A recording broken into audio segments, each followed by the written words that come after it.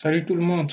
Alors dans la précédente vidéo, nous avons vu le processus d'achat, sélection du mode de paiement et visualisation du panier. Dans cette vidéo, on va plus se concentrer sur le côté vendeur et sur la gestion concrètement de la commande qu'on vient de passer côté acheteur. Bon, au niveau de ma boutique, on va aller dans mes colis à livrer. Une fois qu'on est dans mes colis à livrer, on va cliquer sur gérer. Ici, on va remarquer que c'est la même interface que au niveau du client la dernière fois. Sauf que quand on va cliquer sur gérer, tac, quand on va cliquer sur gérer, ça va nous amener sur cette interface avec beaucoup plus d'options que chez le client. Là, nous sommes chez le vendeur avec beaucoup plus d'options.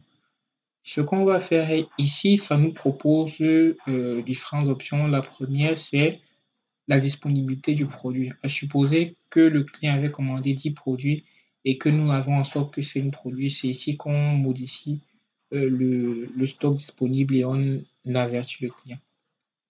Ensuite, on a l'option indisponible si le produit n'est plus disponible ou alors l'option validée si tout est bon.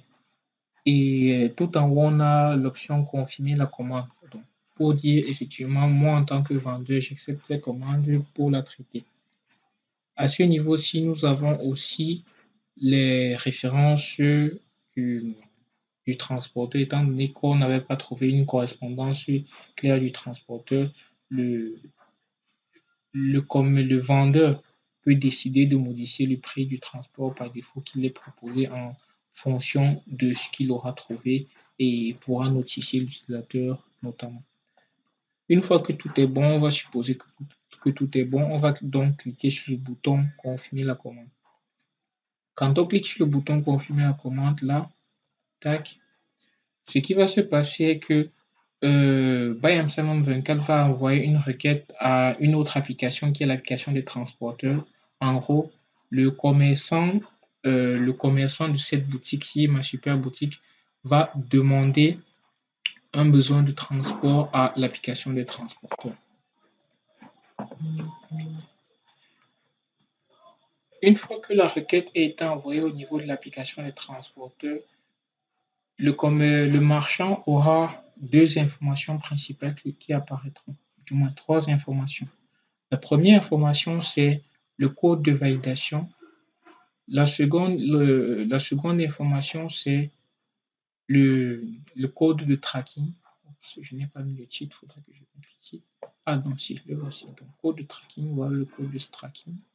Et la troisième information, c'est imprimer le ticket de transport. Alors, à quoi ça sert? Si on clique sur imprimer le ticket de transport, en l'occurrence, ça va nous amener au niveau de l'application des transporteurs même où on pourra imprimer le ticket. Ce qui nous intéresse ici, c'est d'avoir le QR code qui va indiquer qui va permettre au transporteur de pouvoir identifier notre colis et de prendre en charge le colis et toutes les autres informations nécessaires au colis en soi. Donc, voilà globalement ce qu'il en sera, mais si on clique sur imprimer concrètement, on aura donc ce petit PDF-ci qu'on va imprimer sur une feuille et donc coller sur notre colis. Et c'est cette étiquette qui va donner la responsabilité au transporteur pour le transport du colis en question. Donc, voilà en ce qui concerne le côté transporteur dans la gestion des colis. À partir de cet instant, une fois que le colis est dans les mains du transporteur, à chaque action du transporteur sur le colis, le marchand comme l'acheteur seront tous deux notifiés sur la plateforme Buy Amsterdam de l'avancement de leur tracking en soi. Donc, globalement, c'est comme ça que ça va se passer.